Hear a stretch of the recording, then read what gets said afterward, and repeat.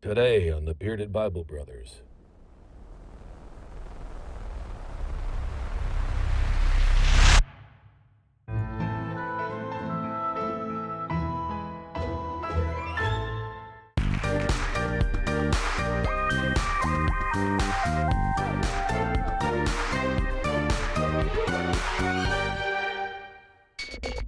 Historians know too well that every ancient civilization chronicled an epic history of a catastrophic flood.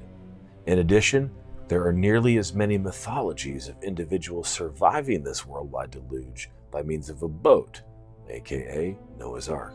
Although Noah in a wooden boat full of animals has become a boon for children's book sales, toys, and even baby mobiles, the true account of this hardcore judgment is not for the faint of heart. Your average pastor also won't divulge the depths of his intentional ethnic cleansing of demonic bloodlines from the earth. There is also a link with the ancient Nephilim and the famous legend of the destruction of the lost city of Atlantis. Thanks to biblical genealogies and archaeological evidence, this connection can finally be revealed today.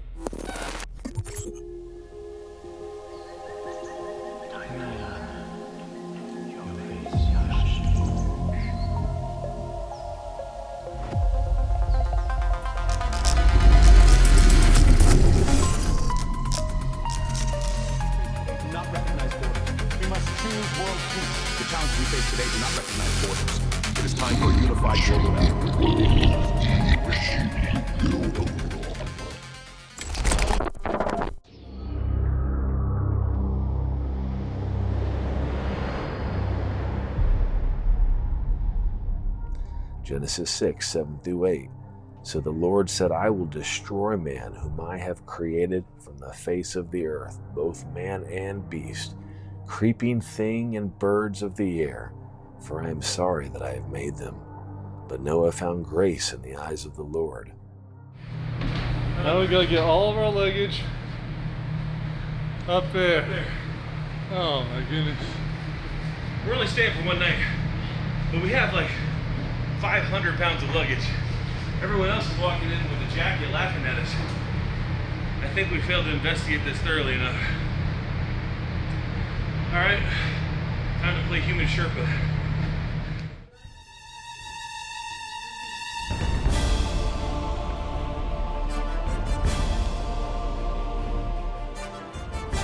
Wow. Dark. This is what it was like to be on the ark with Noah. It has to be. And this story has got to be one of the first ones you learn in Sunday school, on the felt board, the first ones they teach you.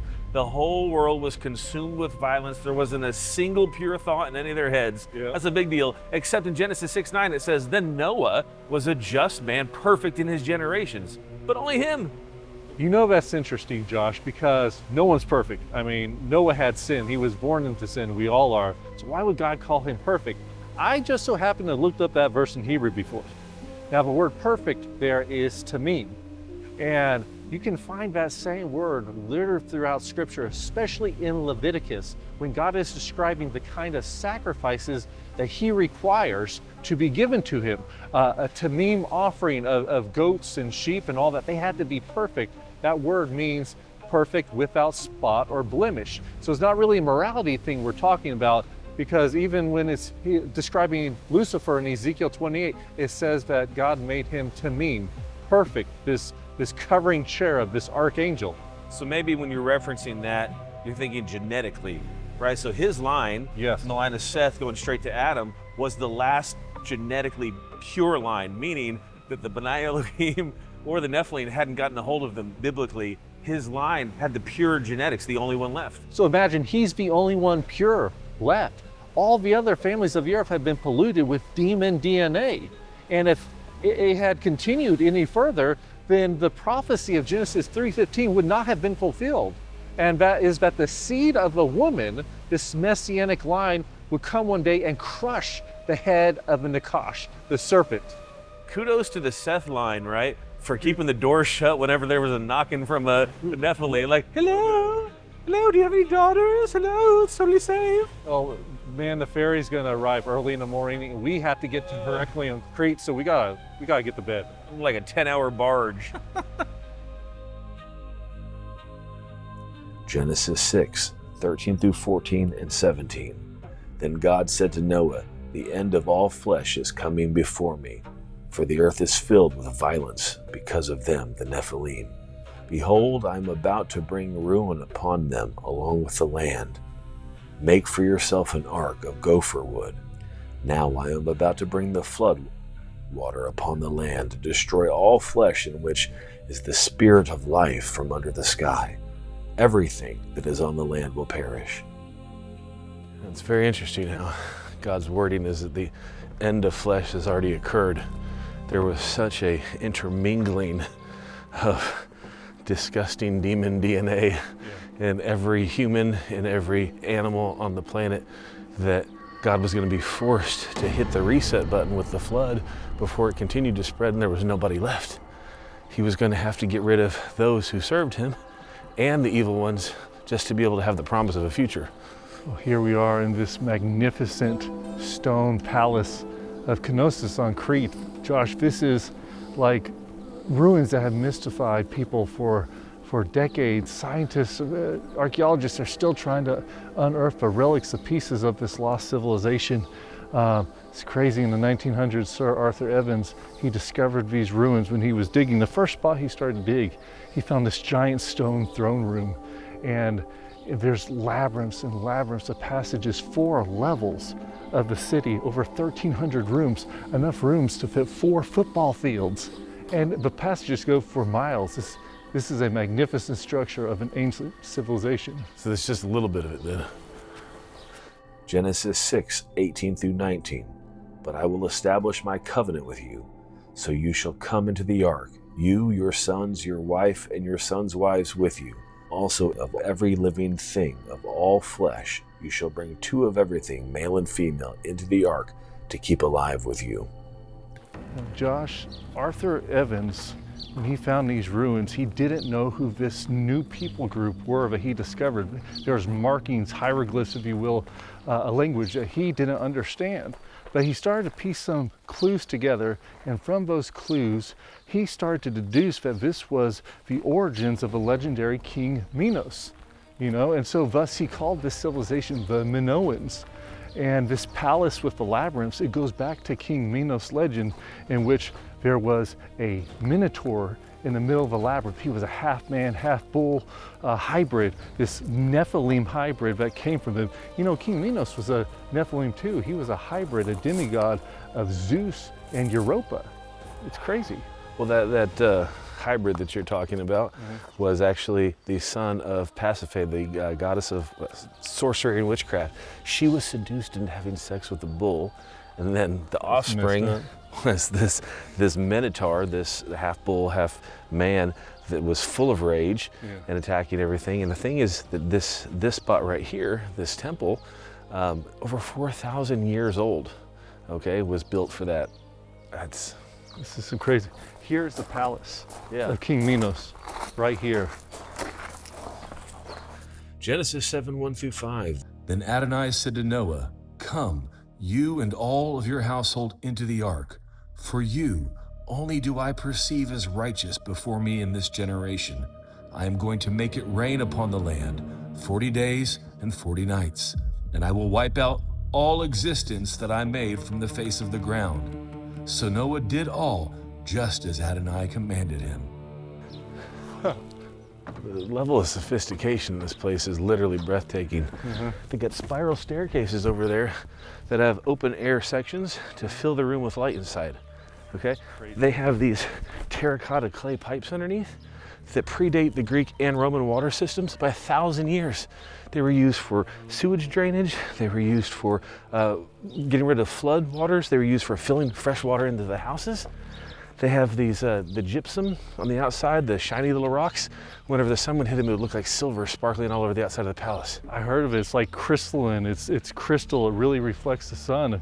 It's almost like what people saw when they looked at the Pyramid of Giza. But look, there's the Minotaur right there.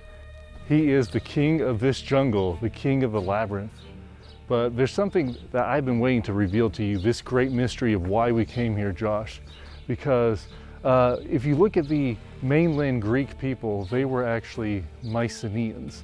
and they came at a different era. They weren't as advanced as the Minoans, who came much earlier to these islands. And those Minoans, they had all these amazing structures. Like you see, Mycenaeans, they had mud brick structures, you know, maybe 1 floor, 3 rooms. This is 1,300 rooms. Look at this, it's incredible. And the only place where you can read a description that accurately reflects this is when you read about Plato's description of the lost kingdom of Atlantis. No. Whatever. These Minoan people, I believe, so accurately reflects that kingdom of Atlantis that he talked about. And this is only an extension of the kingdom, but the island where the hub was is just a little further from here. I think everybody calling you Aquaman is starting to go to your head. You better prove it. I'll prove it, come on. Just want to make sure the Minotaur is not following me. I want to kick him in the horns. That was a punch, not a kick. Genesis 7:11-13. In the 600th year of Noah's life, in the 2nd month, the 17th day of the month, on that day all the fountains of the great deep were broken up, and the windows of heaven were opened, and the rain was on the earth 40 days and 40 nights. On the very same day Noah and Noah's sons, Shem, Ham, and Japheth, and Noah's wife, and the 3 wives of his sons with them entered the ark. All right, Josh, I promised you a great reveal, and it's time for it. The truth about the connection with the flood and these Atlanteans of Atlantis. There is actually no comparison whatsoever. No, it's not even possible. The flood obviously killed everybody. It did it. Plus, when I watch Jason Momoa, he gives the entire history of Atlantis and how they were the greatest civilization on the planet. And that he was a hybrid, but not the bull kind. I already know this. No, Josh, not that one. All right, forget that Atlantis that you keep hearing about. What this really is that same Nephilim story that we've been talking about with all the other civilizations. I mean, look at these tall buildings, you know, I mean, a giant could walk through here and you have these giant pots and stuff, but literally that polluted Nephilim bloodline is what helped create this advanced technology that you have here. I mean, it talks about in the book of Enoch how those B'nai Elohim taught the art of the 7 sciences to mankind, taught the advanced technology the way that God didn't want them to, and you ended up with all this crazy technology. And there is evidence that giants were around here. You know, not too far from here at the Heracleon Museum, they have giant axes that a giant would hold that are literally taller than you, I promise. What? An axe that big is completely ridiculous. There's literally no point in life for that. It makes no sense. It can't be true. Okay, you're saying it's true. I don't believe you. It was fabricated. It's true. Show me.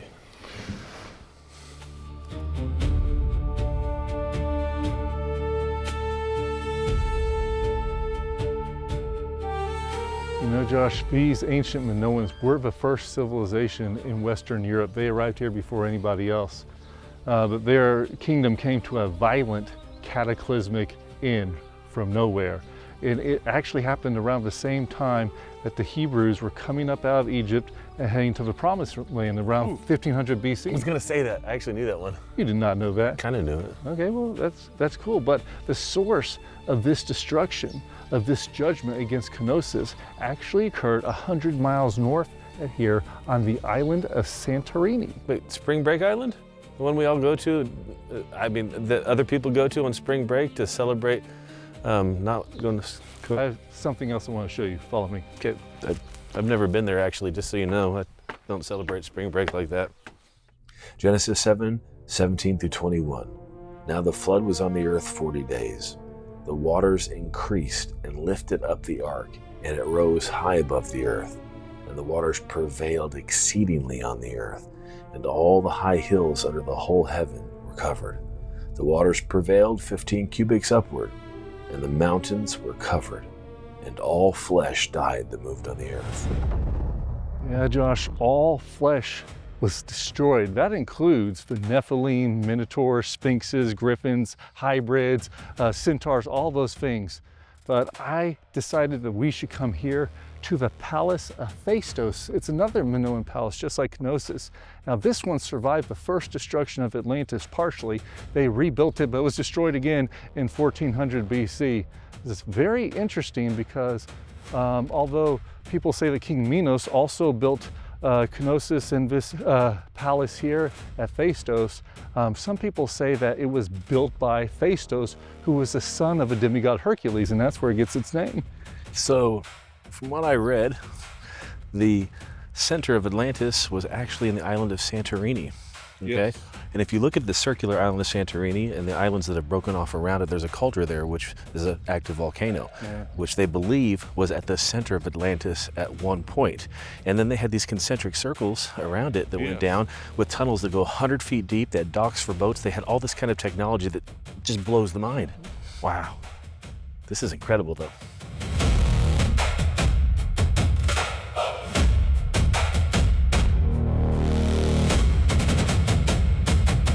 Well, I guess the Atlanteans didn't know they built their capital on an active volcano. Oops-a-daisy. And in fact, there's a fault line that runs under that volcano, and it actually separates the continents of Africa from Europe. It's pretty gnarly, but when that volcano finally erupted, it destroyed completely the capital of Atlantis that was on it, and that happened around 1500 BC. It's well documented, and it continued to explode again and again for 4 days. And it's said that it covered Santorini, that territory, with 80 feet of pumice and ash. And it even made it all the way to affect Phaistos here, and Knossos covered in ash. Literally, there's documentation that the kingdom of Greece on the mainland was covered in darkness for 2 years because of this eruption. 2 years. It's crazy. Well, seismologists said that the interruptions that they saw, that it created 10 separate tsunami events that all the way 100 miles away to Crete. And then that volcano you talked about that started exploding everywhere was 10 times the power of Krakatoa. Whoa. That it could be seen from Egypt, Israel, and Turkey, and that pumice and ash was found in the Nile Delta and the Black Sea. That's how far. That is insane.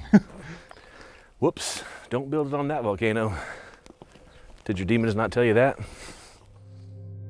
2 Peter 2:5. He, God, did not spare the ancient world. He preserved only Noah, a proclaimer of righteousness, along with 7 others, when he brought a flood upon the world of the ungodly. Josh, in 1966, James Mavor Jr. was on Santorini digging, and under an 80-foot layer of pumice and ash, he discovered a lost city. He called this city Akrotiri. It was amazing, never before had been discovered. It was a Minoan civilization. They had the earliest form of town planning ever seen in any civilization of mankind. They claimed the city was built around 5000 BC. It had 2- and 3-layer stories, just like Knossos that we saw.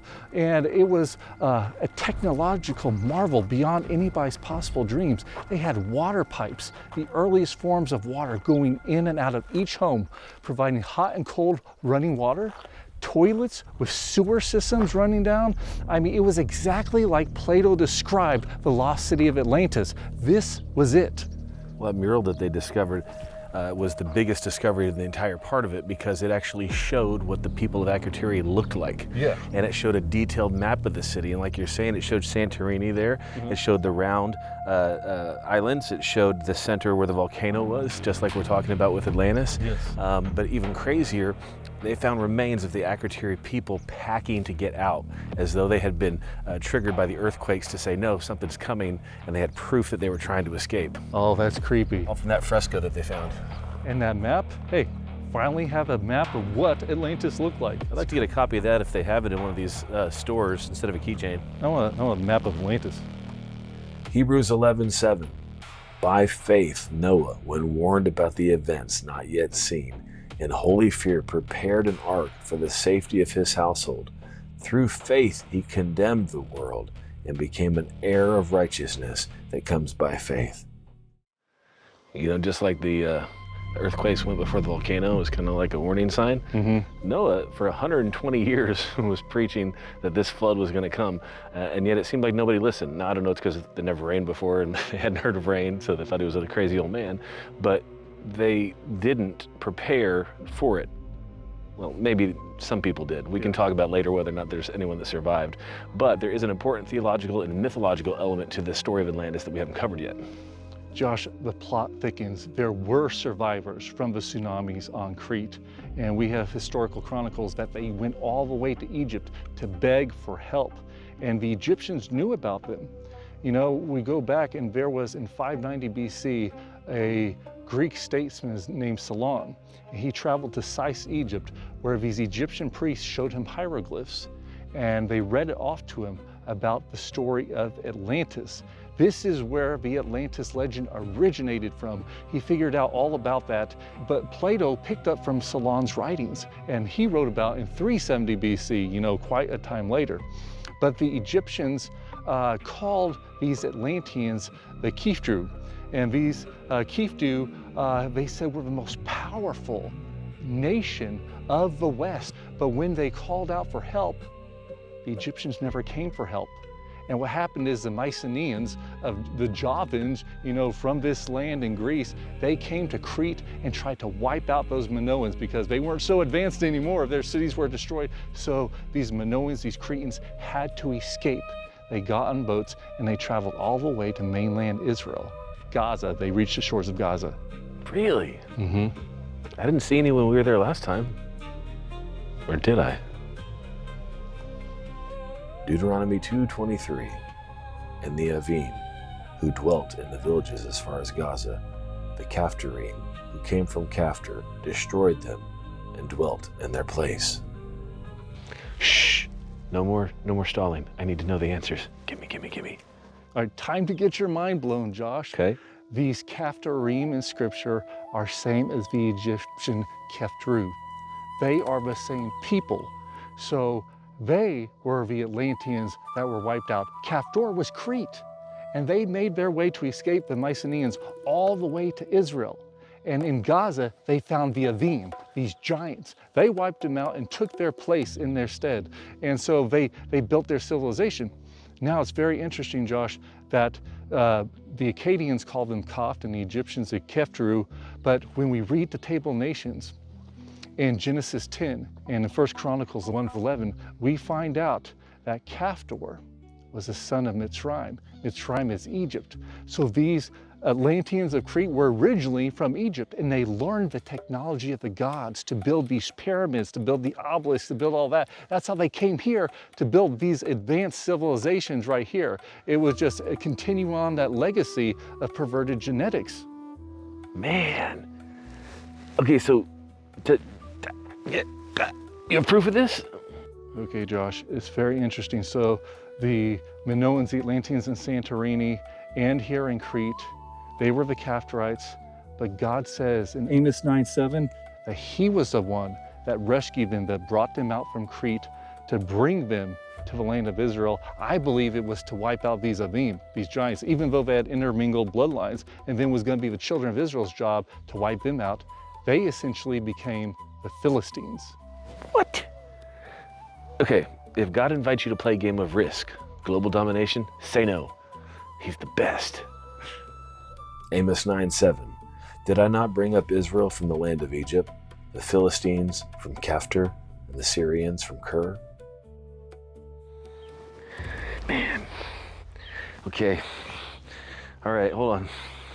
My brain's, it's burning. It's so hot, it's so much fire. Okay, so if these Atlanteans become the Philistines, all right, then they're like huge problem for Israel, right? They are. They're building like double-decker temples to Dagon, and that Dagon was a fish god. Are you trying to tell me that Dagon is Poseidon? You know, there is some connection to that. If you look back at mythology, Poseidon would probably be a Benai Elohim. Now, according to that mythology, he has children with Cleto, 5 sets of twins that become demigods. Now, the firstborn is Atlas, where we get the term Atlantis or Atlantean from. He founds the kingdom of Atlantis and rules it with his 9 other siblings, the 10 kings of Atlantis. Now these 10 kings become corrupt and wicked, so the gods decide to judge them, mainly Zeus and Poseidon, their father. So they send an earthquake from Santorini, a flood, and that's where we get the flood legend, you know, in the Greek mythology. But when you really look down to it, Josh, this Zeus, volcanos that we talked about in Crete, volcano, see the connection there? That's why they all wiped them out. You're trying to tell me that all these words have meanings and they're so simple? And that the whole time, everything that I thought I knew was something completely different. And then everybody's like, oh, this is fake, this never happened. But in reality, it did happen. And we all, where are you going? I need to know more. Genesis 6:3. Then the Lord said, my spirit will not contend with the humans forever, for they are mortal. Their days will be 120 years. You know, Josh, the Greeks are called Ionians because they believe they're the descendants of Ion, and they believe Ion was the son of Apollo, who is the son of Zeus. So once again, you get that Nephilim bloodline. But in Scripture, we figure out that Ion is really Yavan in Hebrew. He was a son of Japheth, as we read in Genesis 10. And from him, the Mycenaeans would come, who are in mainland Greece, and I'll teach you about them at a later time. But if there's these Nephilim after the flood, then that means Genesis 6:4, when it says that the sons of God came down and made with the daughters of men, then there had to have been 2 rebellions of B'nai Elohim, 2 times that they came down and did that. But thanks to God giving a 120-year limited lifespan, they couldn't overpopulate the earth again like before the flood, but they do come close. So they came twice, which explains why we have giants again, why the lifespan was again like that. Yeah. I'll tell you what, God's gonna have to send the Israelites, led by us, to go in there and clean out the new breed. Because you know what? There's a new hybrid in town, and his name's Nimrod. And he's got a tower, and it's named Babel. I think it's time to go back to Israel, brother. I'd love to, Josh, but there's one special story to tell before we return to Israel, and it links back to Noah's Ark and the flood. And to tell that story, we're headed on a quest to Turkey that will change everything. Next week on the Bearded Bible Brothers. There she blows. Mount Ararat. We're here. But we've made it up about 9,000 feet. This is the place where God says to Noah, I will no longer wipe out the population of the earth with a flood ever again. I believe this mountain is special. Disclosure day has come. World governments are declassifying top secret UFO and alien evidence, falling into Satan's master plan for the great deception of the end times. I just finished reading the entire glossary of the Bible, and I didn't see UFOs, extraterrestrials, or aliens anywhere. But it must be legit. Check out Zola Levitt's revolutionary study for our time, Encounters with UFOs, the book and CD, a biblical perspective on the modern phenomena. So E.T. and his buddies are our progenitors, right? No, I am your father. Don't be duped by Satan's rebranded apostasy. Learn the truth about UFOs today. Call 1-800-WONDERS or order online at levitt.com. Oh man, but Steven Spielberg said. Did you know the Bearded Bible Brothers is an outreach of Zola Levitt Ministries? That means we are entirely donor-funded. Consider giving at levitt.com. You can also join the Bearded Bible Bonanza to access additional content at patreon.com/beardedbiblebonanza. Please support our mission to spread the gospel of Yeshua by subscribing to our social media and sharing our online messages. And as always, pray for the peace of Jerusalem.